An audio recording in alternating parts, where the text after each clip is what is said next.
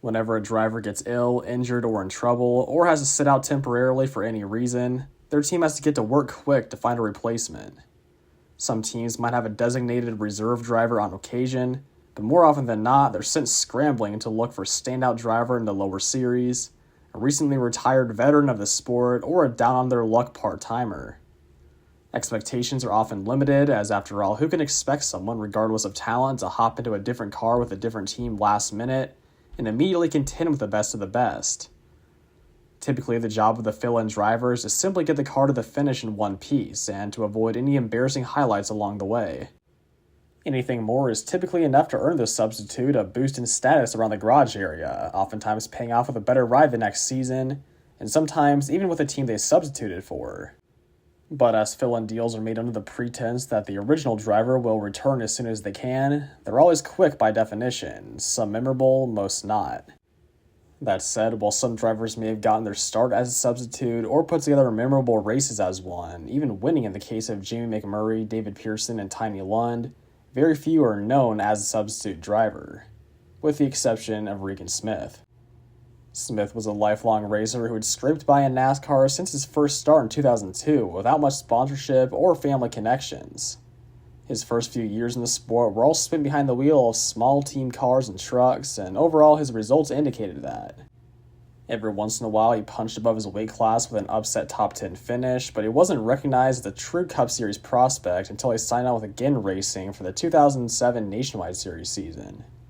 There he began to finish in the top 10 much more often, and even cracked the top 5 at both Nashville races and Charlotte. In the 16th round of Kentucky, Smith won his first pole award and led 45 laps early on before fuel problems set him back 2 laps, and he spun by himself while trying to work his way back up to the front. Both he and his team had fumbled their best shot at winning thus far, but as some of you might know, that was the least of Regan Racing's problems at that time, and in preparation of their merger with Dale Earnhardt Incorporated, or DEI, they shut down their Nationwide Series program following that race. Leaving the track, Smith was sitting 5th in points, but he was also out of a ride in that series. Fortunately, DEI picked up his contract and placed him with their Alliance Truck Series team, Morgan Dollar Motorsports, for the remainder of the season. They also gave him 2 starts in their newly acquired 01 car in the Cup Series, the only car originally from Regan Racing that continued running after the merger. Smith had already made his Cup debut in 4 additional starts in that car prior to the merger, but in all 7 of his total Cup starts that year, he finished outside the top 20. Nevertheless, seeing his winning potential in the lower series, DEI named Smith as the full-time driver of the 01 car for 2008. In what turned out to be DEI's final season as their own entity, Smith won Rookie of the Year honors out of a 5-man rookie class, but without a single top 10 finish, and sporting a miserable 28.2 place average finish. Smith also suffered the embarrassment of getting benched for both the road course races and finishing 6 positions worse in points than his part-time teammate Mark Martin, who ran 10 fewer races than him. It would certainly have been a season to forget, if not for his performance in the fall Talladega race, which he won by NASCAR's own rules, but went down in the record books as the 18th and final car in the lead lap. For those unaware, you can't pass below the yellow line at super speedways unless you're forced below it by another competitor or you're avoiding a crash, and clearly he was forced below it by the official winner, Tony Stewart. Fast forwarding a few years from his losing position and one of the biggest officiating blunders in NASCAR history, Smith had just picked up his first top 5 of the 2012 season in the same fall race at Talladega. Driving in his 4th season for Furniture Row Racing, a small single-car operation, Smith had received justice the year before by winning the Southern 500. In one of NASCAR's all-time biggest upsets, Smith, who had given the 6th-year operation their first ever top 10 finish earlier that year at Daytona, stayed out on old tires for a late race restart and held on for the win at the track many considered to be the toughest to drive. But as time went on and the team's budget didn't see much growth, it became clear that Smith's Darlington triumph wasn't a sign of more great things to come. He wound up 26th in points that season and was on track for about the same result in 2012, but not without a rather interesting end to his season. A couple weeks before his great finish at Talladega, Furniture Row had announced the former champion Kurt Busch as his replacement for 2013 and had orchestrated a ride swap between him and Smith for the rest of 2012. Smith was set to take over the unsponsored Phoenix Racing entry, most infamous for Busch's explicit-laced meltdowns in it, but right before he was set to run his first race with them, he was called up by Hendrick Motorsports to fill in for Dale Earnhardt Jr. The same final lap crash at Talladega, which vaulted Smith from around 15th place to 5th, was one big hit too many for Jr., who after years of racing through concussions, finally had to step aside for a couple races. So the next week at Charlotte, Smith became the first driver besides Jr. to strap into the Hendrick 88 car, and he performed well above his expectations immediately. In the first 2 practice sessions for the Bank of America 500, Smith's fastest laps ranked in the top 10, and in happy hour he timed in a runner-up to Kyle Busch. His qualifying run didn't go quite as well, and he would line up 26th on the grid, but it was clear in the opening laps that his practice speed was much more representative of his ability. Just past lap 40, Smith had carved his way into 10th place and looked to have stalled out there for the time being, but before even the first round of green flag pit stops, his car literally did stall out, and his promising run was taken away from him before it could really even begin. Engine woes at Charlotte turned into more qualifying woes a week later at Kansas, where in his second attempt to capitalize on the best opportunity of his career and straighten out his free agent status heading into 2013, he was wrecking loose on both laps and had to start all the way back in 39th place. But just like at Charlotte, Smith was quick to rebound from his poor starting position, and by the 4th restart of the day on lap 87, he had already reached the top 10. The high frequency of restarts and cautions certainly didn't taper off throughout the rest of the race, as due to some sort of imbalance between the recently repaved track surface and the tire design, there was a new track record of 14 cautions. Most of them were self-spins and right front tire blowouts, but there were definitely a few boneheaded moves mixed in. Despite all the chaos going on around him, Smith stayed in the top 10 for almost the entire rest of the race after getting there initially, and even ran as high as 4th place prior to the final caution.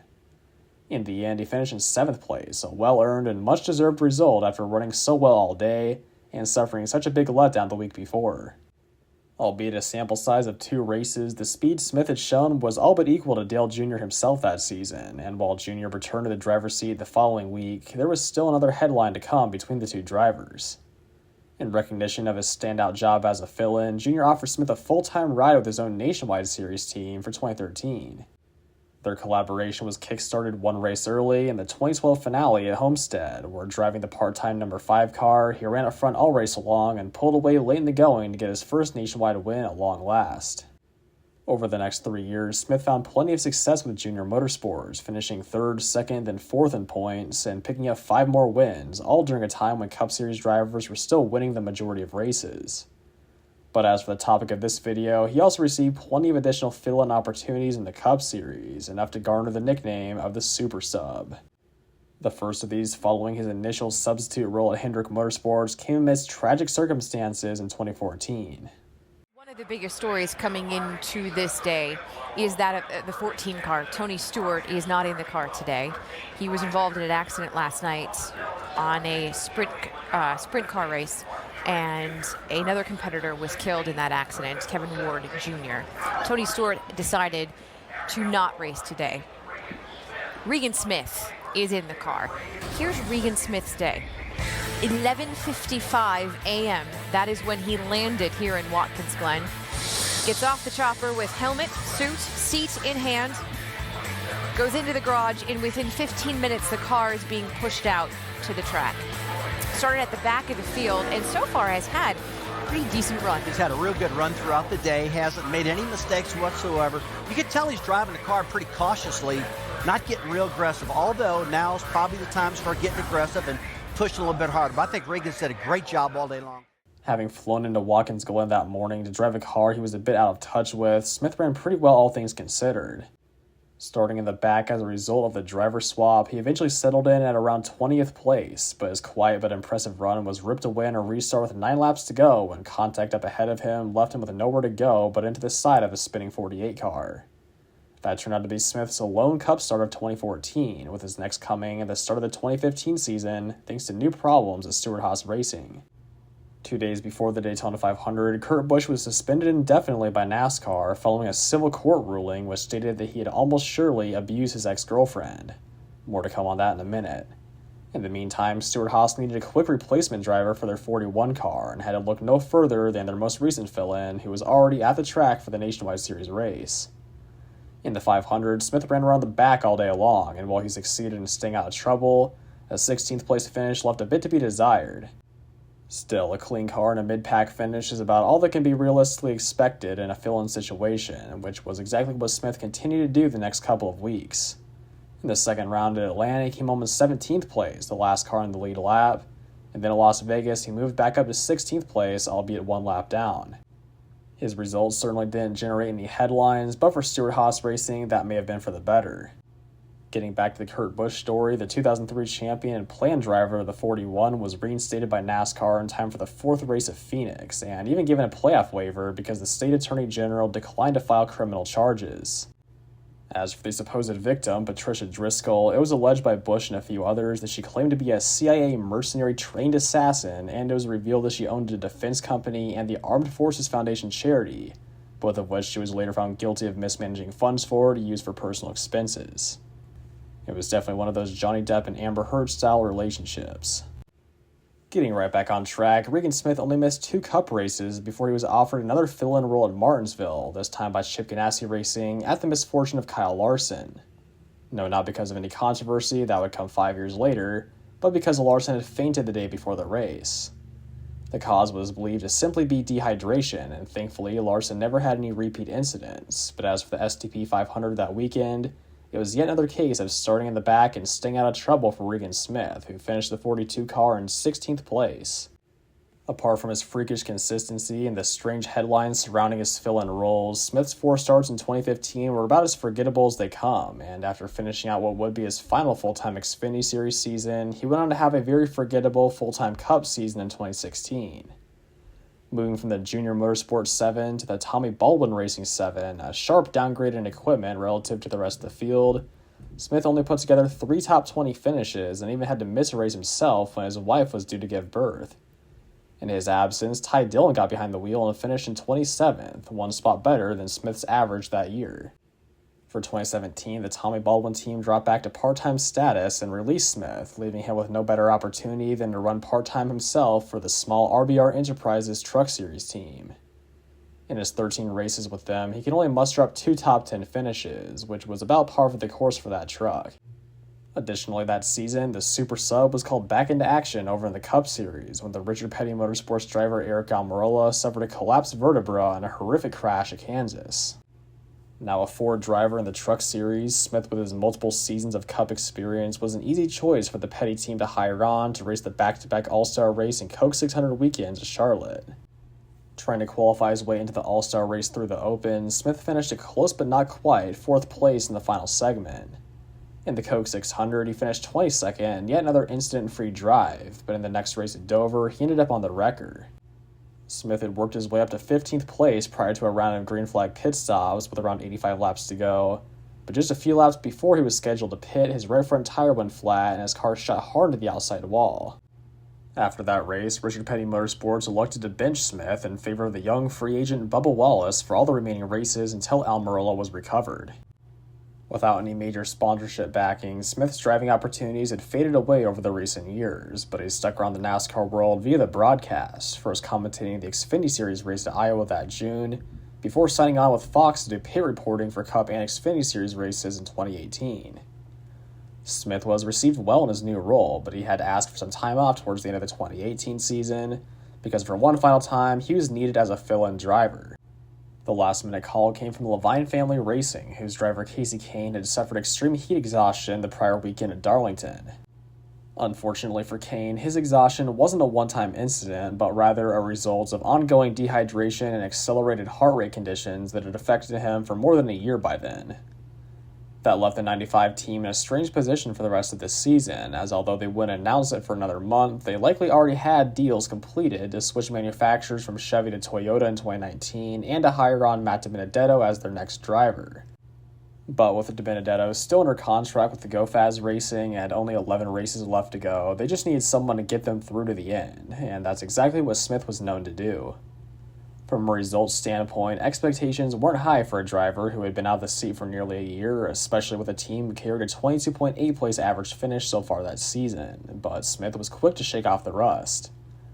After a solid 20th place in his first race back at Indianapolis, he fought through to the end of a high-attrition South Point 400 to come home in 12th. His other notable runs were the Charlotte Roval, where he finished in 15th, and at Talladega, where he cracked the top 10. Going into the final race at Homestead, Smith's average finish was a little over one position better than Kane's, but it wouldn't last through the opening lap as an immediate oil leak sent him to the garage. The Levine team was able to get back on track by lap 26 and were even able to finish the race, but with no other drivers facing any serious issues that day. A dead last 39th place finish marked a disappointing end to Smith's final Cup Series race. Looking at his overall performance though, there was definitely nothing to be disappointed with. It's hard to emphasize enough how impressive it is for a driver to come out of a near year-long retirement in a week's notice in the Premier Series and keep their team's results almost identical to where they were before. Known for coming out with the short end of the stick in one of NASCAR's biggest robberies, earning arguably the biggest upset in Southern 500 history, winning multiple Xfinity Series races, and filling in numerous times across multiple different high-profile teams, Regan Smith definitely stands out as one of the sport's more unique drivers. And while he'll go down the record books as a moderately successful and winning driver, his legacy as the super sub is what distinguishes him the most from other drivers. It took quite a few injuries, misfortunes, and overall weird circumstances for Smith to establish himself as the go-to fill-in driver, so many within such a relatively short time frame that we'll likely never see another fill-in driver be granted so many different opportunities. But that is all I've got for today's video, so thank you all for watching, and if you did enjoy it, please make sure to hit that like button and subscribe for more videos just like these. I want to mention that I'm still planning on making a second part and probably a third part to the history of recently defunct teams video, but I'm going to have to go through some time replanning that and probably go into less detail for many of the smaller teams because there's just way too many of them. And it seems like another one gets added to the list every month, so rest assured that is coming, but I'll probably have one more unrelated video between now and then. So anyway, that's all I've got. So until next time, peace out.